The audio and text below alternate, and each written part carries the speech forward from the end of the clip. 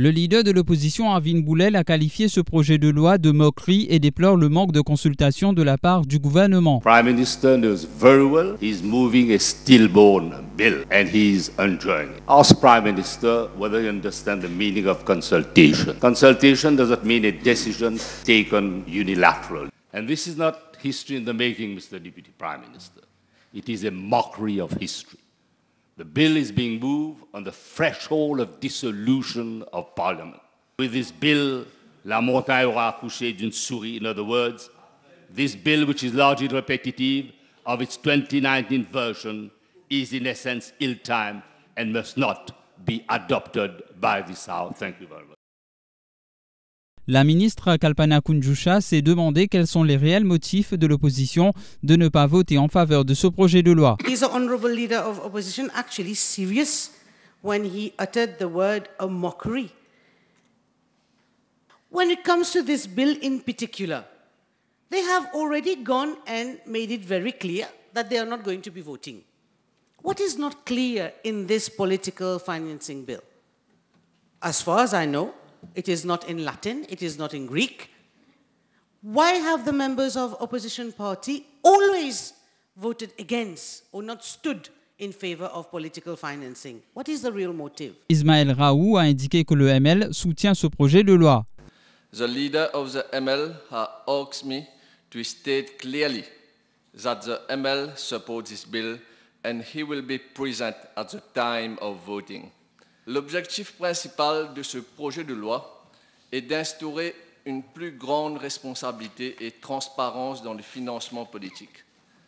Paul Béranger a affirmé que le MMM est en faveur d'un projet de loi sur le financement des partis politiques, mais pas dans la forme que propose le gouvernement. Il déplore le fait qu'il soit une fois de plus présenté à la veille des élections générales, comme en 2019. Nous avons toujours été en faveur d'une loi sur le financement des partis politiques, mais nous voulons d'une bonne loi, d'une loi digne de ce nom.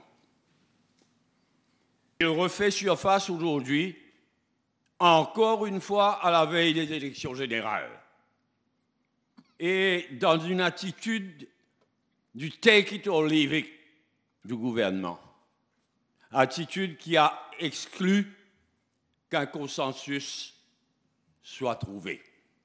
Le but est purement et simplement de jeter la boue. Et on l'a entendu quand nous avons écouté les quelques orateurs qui ont pris la parole jusqu'à présent. En avant pour la démocratie et l'organisation des élections. Ces deux projets de loi sont un pas en avant pour notre démocratie et dans l'organisation des élections au sein de notre République.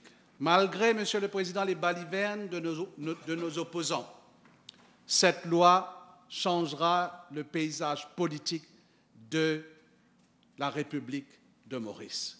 Enfin, le député de Rodrigue, Francisco François, a quant à lui avancé que l'argent est le mal de la corruption politique. N'a pas vendu de vote, n'a pas vendu de dignité pour l'argent. C'est le mal de la corruption politique et de la politique de l'argent pendant les élections. Votre vote est sacré. Ne vous laissez pas piéger dans la déstabilisation de notre système électoral par les chemins dangereux des promesses naïves par certains partis politiques. Regardez ce qui se passe au Kenya, et bien à Rodrigue même. Trop de fausses promesses au goût amer, provoquant ainsi beaucoup de chaos et violence et des mensonges au public. À Rodrigue, notre autonomie paye les lourdes conséquences des fausses promesses